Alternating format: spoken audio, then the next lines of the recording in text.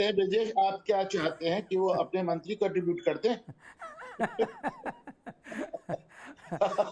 आलोक जी, आपको नहीं लगता कि मतलब इन्होंने कहा, अनुपम ने कहा कि वफादारी साबित करना चाह रहे हैं। मतलब यदि वफादार ऐसे हो तो इससे बेहतर तो दुश्मन हो। एक एक मणिशंकर अय्यर के नीच कमेंट ने पूरी पूरी राजनीति सर के बल खड़ी कर दी। और आज जहां पर राहुल गांधी को एक ठीक ठाक ट्रैक्शन मिल रहा है और कांग्रेस जिस तरह से देख खेल रही है, वहां पर बीच में ये श्री कृष्ण और गीता में जिहाद की बात करा रहे हैं। ब्रजेश पांडे जी, मैं एक बात बताऊं, ये 4 लोग ऐसे जो 100 यात्रा निकालना चाहते हैं कांग्रेस की। 4 लोग हैं। दिग्विजय सिंह, ठीक है, इसके पहले वो अपने इस समय तक कांग्रेस से चले गए हैं, सपा से सांसद हैं, क्या नाम है, मणिशंकर अय्यर नहीं, वो अरे बहुत बड़े वकील है सर, कपिल सिब्बल। कपिल सिब्बल का बयान 2019 में कि वो राम मंदिर का निर्माण हलफनामा सुप्रीम कोर्ट को देना कि भाई चुनाव के बाद कराया जाए, ठीक है, नीच वाला बयान, चाय वाला बयान। ये जो 4 लोग हैं ना, तो कांग्रेस को अर्थ ही देना चाहते हैं। कांग्रेस को दुश्मनों की जरूरत ही नहीं है और भारतीय जनता पार्टी को कुछ करने की जरूरत नहीं है। कांग्रेस के अंदर हमें ऐसा लगता है कि भारतीय जनता पार्टी ने पुराने नेताओं को खरीद लिया है। ऐसा मुझे लगता है कि भैया यार, हम कुछ अच्छा करें ना करें, तुम ऐसा बोलते रहो कि हमारा अपना वोट मिल जाए। अगर आपकी बात को मैं रिपीट करता हूं, ईश्वर न करे कभी ऐसा मित्र हो जैसे मित्र कांग्रेस के पास, इससे तो शत्रु अच्छा है। यूसुफ, आप कांग्रेस लंबे समय तक कवर करते आए हैं। एक बार सलमान खुर्शीद और दिग्विजय सिंह का एक बयान आया था कि बाटला हाउस में जो इनकाउंटर हुआ था उसको देख के सोनिया गांधी रो दी थी, लेकिन बाद में वो शायद एट्रीब्यूशन के भी कई प्रॉब्लम आए थे। आपको लगता है कि मतलब ये जबान पे कंट्रोल न कर पाने की जो स्थिति जो कांग्रेस के बड़े, और इसमें से सबसे दुर्भाग्य की चीज कांग्रेस के लिए ये है कि ये सारे बेहद पढ़े लिखे ज़हीन लोग हैं। ऐसा नहीं है कि ये गांव से चले आए और इनको आइडिया नहीं है कि क्या हो रहा है, हमें तो कुछ पता नहीं था, हमने झटके में बोल दिया। सब पढ़े लिखे अपने अपने क्षेत्र के टॉप के, इंडिया के टॉप के लोग हैं। उसके बावजूद पॉलिटिक्स में कोई इतना कच्चा और इतना अनाड़ी कैसे हो सकता है? या वो जो परसेप्शनल चेंज हो रही थी कि पॉलिटिक्स एक एंगल से एक मीट्रिक से दूसरे मीट्रिक शिफ्ट हो रही थी और वो उसको एकदम देख नहीं पा रहे थे। ब्रजेश जी, मुझे लगता है कि ये देश के मन को नहीं जान पा रहे। देश का मन अगर नेता ना पढ़ पाए तो फिर वो नेता किस बात का? ये बड़ा कारण है। कांग्रेस ऐसा नहीं है, कुछ आपके अंदर होता है तो ही तो निकलता है ना। लगातार ये गलतियां हो रही कांग्रेस के नेताओं द्वारा। ये कोई ये चीजें बड़े बयान आ जाते हैं, लेकिन जो कांग्रेस के छोटे भैया नेता होते हैं उनका गलतियां नहीं कर रहे हैं, नीचे से लेकर ऊपर तक है। जब बड़े नेताओं का बयान आते तो हम उस पर परिचर्चा करते। तो ये देश का मन नहीं जान पा रहे, ये पहला। दूसरा, कांग्रेस अभी दुविधा में है। दुविधा में यह है कि मुस्लिम वोट बैंक उसका छूट गया है, दलित वोट बैंक उसका छूट गया है। जो मुस्लिम, दलित और सवर्ण या ब्राह्मण को लेकर के कांग्रेस ने एक बड़ा कंसोलिडेटेड वोट बैंक बनाया था, जिसके दम पर उसने शासन किया। शायद मेरी बात से बहुत लोग असहमत हो, लेकिन ये 3 उनके उसके कोर वोट बैंक थे। तो कांग्रेस तीनों कोर वोट बैंक को कभी इस हाथ से पकड़ना चाहती, कभी उस हाथ से पकड़ना चाहती, कभी तीसरे हाथ से पकड़ना चाहती। उस चक्कर में क्या होता है, वो उस समय विभाजित हिंदू समाज था। आज विभाजित हिंदू समाज नहीं है, कांग्रेस को समझना होगा। आज नहीं कह सकते सवर्णों के लिए अलग बात, दलितों के लिए अलग बात और मुस्लिम भाइयों के लिए अलग बात। ये 3 मुद्दे लेके कांग्रेस हमेशा चलती थी और वो गलतियां 90 साल के हैं, उनकी तो वही आदत है राजनीति करने की, पुरानी वाली 20वीं सदी वाली। भारत 21वीं सदी में है, 21वीं सदी का समाज है। सोशल मीडिया में खबरें इतनी तेजी से फैलती हैं और आप अभी 20वीं सदी की मानसिकता से देश को और में नेतृत्व चाहते हैं, तो इस बात को कांग्रेस को ध्यान रखना होगा कि उसे अपने पुराने जो नियम है, जिसमें ब्राह्मण, दलित और मुस्लिम भाई ये तीनों के वोट बैंक से सत्ता में रहती थी, उनको इस तरह दोबारा प्राप्त नहीं कर सकती। ये भी एक नजरिया, मुझे ऐसा कभी कभी लगता है, इसलिए भी कांग्रेस से गलतियां हो जाती। कांग्रेस के कम्युनिकेशन डिपार्टमेंट के हेड जयराम रमेश ने इस पर, और कांग्रेस बैकफुट पे गई तो एक स्टेटमेंट इशू किया जिसमें उन्होंने कहा कि मेरे वरिष्ठ सहयोगी शिवराज पाटिल ने भगवत गीता संदर्भ कुछ कमेंट दिए और वो बिल्कुल भी अनएक्सेप्टेबल है। और उन्होंने कहा कांग्रेस का स्टैंड इस मसले पर क्लियर है। यूसुफ, आपको लगता है कि कांग्रेस देश का मन नहीं समझ पा रही है, इसीलिए इस तमाम तरह के अनर्गल अनर्गल बातों को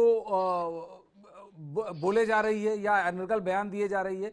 शरीर 21वीं शताब्दी में है, लेकिन माइंड, दिमाग जो है वो अभी भी 20वीं शताब्दी में है।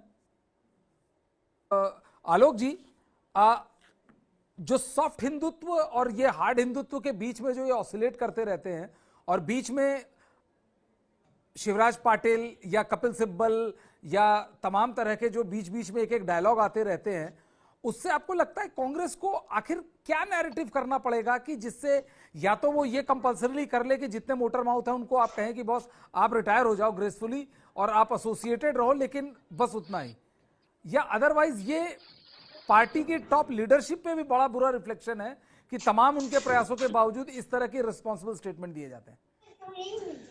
ब्रिजेश जी, मुझे लगता है कि बीजेपी से कांग्रेस को सीख लेना चाहिए ना। 75 प्लस रिटायर, काम खत्म। 75 के बाद बोलेंगे नहीं।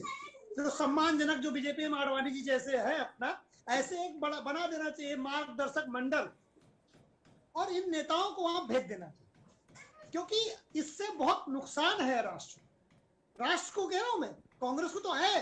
क्योंकि अगर कांग्रेस कमजोर होती है तो देश का लोकतंत्र कमजोर हो। कांग्रेस के नेताओं की केवल ये जिम्मेदारी नहीं कि कांग्रेस को मजबूत रखे, देश के लोकतंत्र की मजबूती के लिए कांग्रेस की विचारधारा का उससे सहमति असहमति हो सकती है, अलग बात, लेकिन विपक्ष का, स्ट्रॉन्ग विपक्ष का जीवित रहना जरूरी है, वरना फिर भारतीय जनता पार्टी भी कांग्रेस जितनी निरंकुश हो सकती है। इसलिए लोकतंत्र में 2-4 दल तो ऐसे होने चाहिए जो सत्ता पक्ष की निरंकुशता को रोके। तो कांग्रेस की जिम्मेदारी इतनी नहीं है भैया, ये बहुत हल्की जिम्मेदारी की कांग्रेस अपने आप को सर्वाइव करे। देश के लोकतंत्र में क्या योगदान करेगी कांग्रेस अगर वो कमजोर हो गई? उसमें उतनी ही दोषी होगी कांग्रेस अगर कमजोर होती। अब आते ये जो झूलते रहता है आइडियोलॉजी, आप समझिए ऊंट किस करोड़ बैठेगा?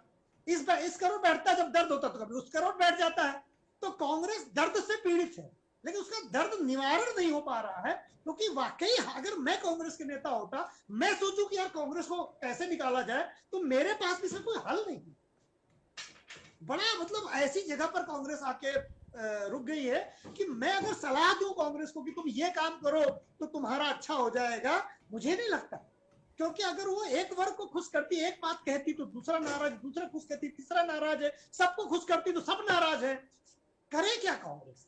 ये बात है। कांग्रेस इस समय जो नेहरू मॉडल से बाहर निकली, इंदिरा गांधी के मॉडल तक तो पहुंची, उसके बाद जो गलती हुई इंदिरा गांधी जी के साथ, और इंदिरा गांधी ने जो के बाद जो आपातकाल लगा, आपातकाल के बाद कांग्रेस का क्षरण शुरू हो गया, वैचारिक क्षरण, चिंतन में क्षरण। जब कांग्रेस से कांग्रेस आई बनती 1978, देखिए लोग कहते कांग्रेस 1885 की है, 1885 वाली कांग्रेस 1978 में खत्म हो गई थी।